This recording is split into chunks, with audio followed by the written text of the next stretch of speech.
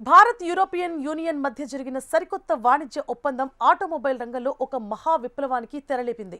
దాదాపు 2 దశాబ్దాల సుదీర్ఘ చర్చల తర్వాత ప్రీ ట్రేడ్ అగ్రిమెంట్ FTA ఎట్టికేలకు ఖరారైంది.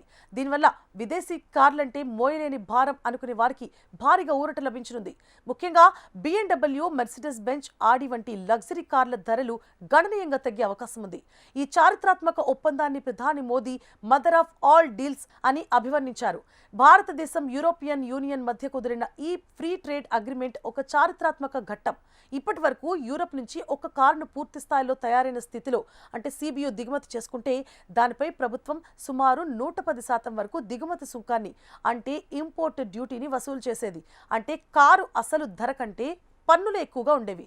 కానీ తాజా ఒప్పందం ప్రకారం ఈ సుంకాన్ని ఏకంగా 10%కి తగ్గించారు. దీనివల్ల యూరప్ నుంచి వచ్చే లగ్జరీ ప్రీమియం కార్ల ధరలు భారీగా తగ్గనున్నాయి. అయితే పన్ను తగ్గింపు ప్రయోజనం అన్ని కార్లకు వర్తించదు. ఈ ఒప్పందం ప్రకారం భారతదేశం ప్రతి సంవత్సరం గరిష్టంగా 2,50,000 యూరోపియన్ కార్లను మాత్రమే ఈ తక్కువ పన్ను రేటుతో దిగుమతి చేసుకోవడానికి అనుమతిస్తుంది. అంటే ఈ కోట దాటితే మళ్లీ పాత పన్నులే వర్తిస్తాయి. దీనివల్ల యూరోపియన్ కంపెనీలు తమ అత్యుత్తమ మోడళ్లను భారత్కు పరిమిత సంఖ్యలోనే సరసమైన ధరలకే అందించే అవకాశం ఉంటుంది. ఈ ఒప్పందంలో ఒక ఆసక్తికరమైన అంశం ఏంటంటే ఎలక్ట్రిక్ వాహనాలకు అంటే EVS కు ఎటువంటి పన్ను మినహాయింపులు ఇవ్వలేదు. దీనికి కారణం భారతదేశంలోని దేశీయ ఎలక్ట్రిక్ వాహన పరిశ్రమ రక్షించడమే. టాటా మోటార్స్, మహీంద్రా వంటి కంపెనీలు ఇప్పటికే భారత్లో EV రంగంలో దూసుకుపోతున్నాయి.